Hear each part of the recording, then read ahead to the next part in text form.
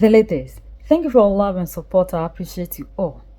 Ever since these people came in contact with us, we have never known peace. They have been taking and they keep taking. They just don't want us to even have a little of what we have on our soil. Everything of ours must be for them. We must suffer for them to enjoy. This has always been what we have been going through ever since these people cross our line. According to Ama Ata Edu, everything these people are is us. Ever since they came, they have been taking and they keep taking. That since they came in contact with us, look at us. We have been suffering. We are in pain. We are hungry. And they are enjoying. They are taking our gold, our silver, the uranium, everything. All that we have on our soil, these people are making sure that these things that we have, we don't have control over them. We don't enjoy. It doesn't benefit us. It must always be theirs. Over 500 years ago that we came in contact with them, we are still where we are. When they finish, they change the narrative. Why must it always be that the African cannot enjoy what we have on our soil? Why must it be for you? Since we met you people 500 years ago, look at us. We've given everything. You are still taking. It's true. I mean, where would the whole Western world be without Africa? Our cocoa, our timber, our gold, our diamonds, our platinum, our whatever. Everything you are is us. I am not saying it. It's a fact. And in return for all of this, what have we got? Nothing. Anti-personnel indoctrination against ourselves. If you go and put your horrible diseases like AIDS, you say it is us. You brought us tuberculosis. We didn't have this big cough until white people came here. In exchange for Africa giving Europe 500 solid years of our people, I mean, not Europe, the Western world, of our human beings to work your canes, to dig your gold, to taking gold itself, fish, peanuts, palm oil, everything. In exchange for that, we have got nothing.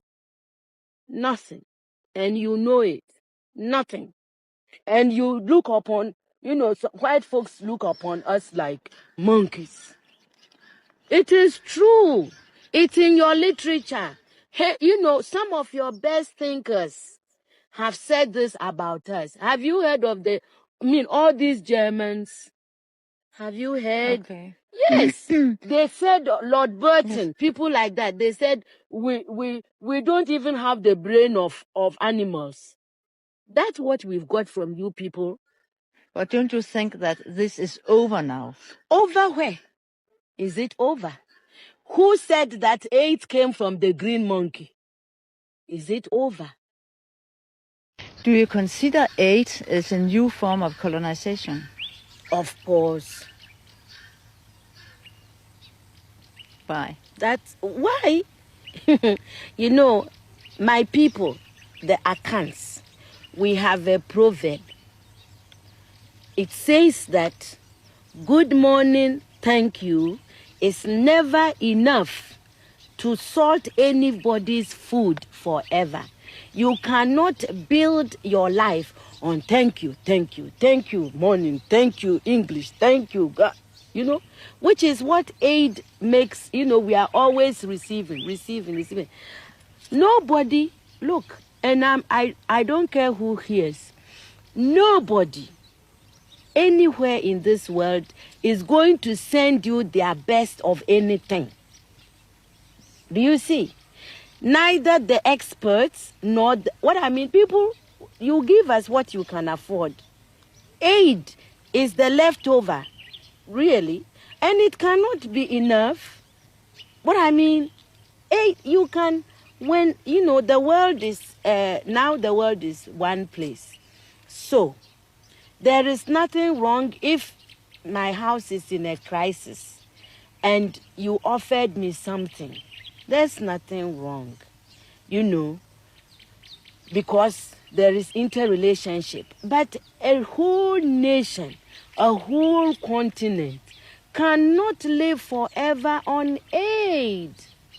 And I think we are in Africa, we are in danger of making foreign aid a kind of policy that is wrong. I think that it humiliates our people. The people in the villages have not asked anybody to go around begging on their behalf. They create all sort of narratives to back whatever they are doing on the continent.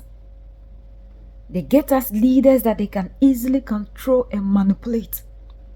Anyone that rises against them, we see what they do to them. For how long must they continue to be taking what belongs to us? For how long must other people live the lives that we are supposed to live? Everything they have is ours, and everything they are is us. We have to rise up to change the narrative.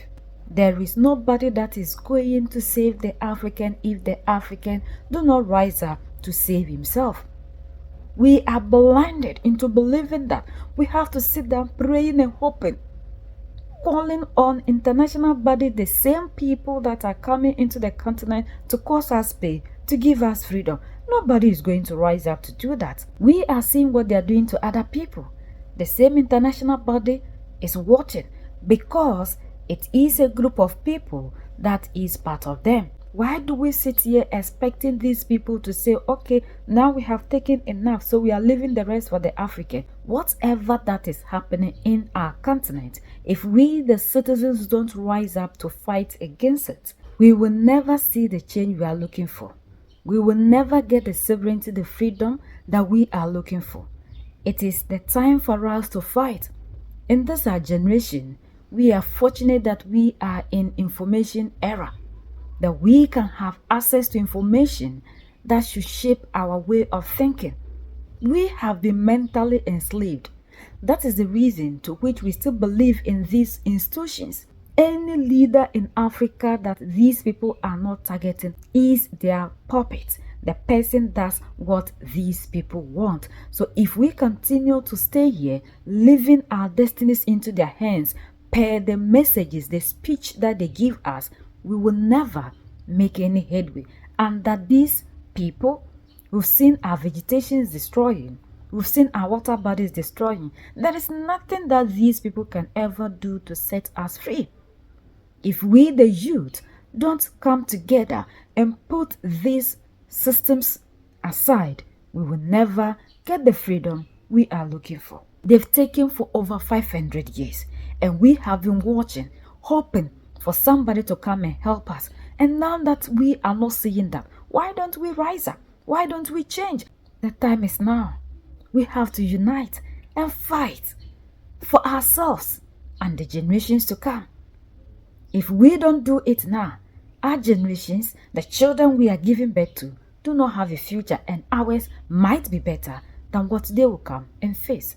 United we stand, divided we fall, and united we keep standing forever and ever. The greatest enemy of the African is mental slavery. So let's decolonize ourselves from mental slavery. Let's keep sharing to educate our brothers and sisters. Together we make African great for ourselves and the next generations that are going to come.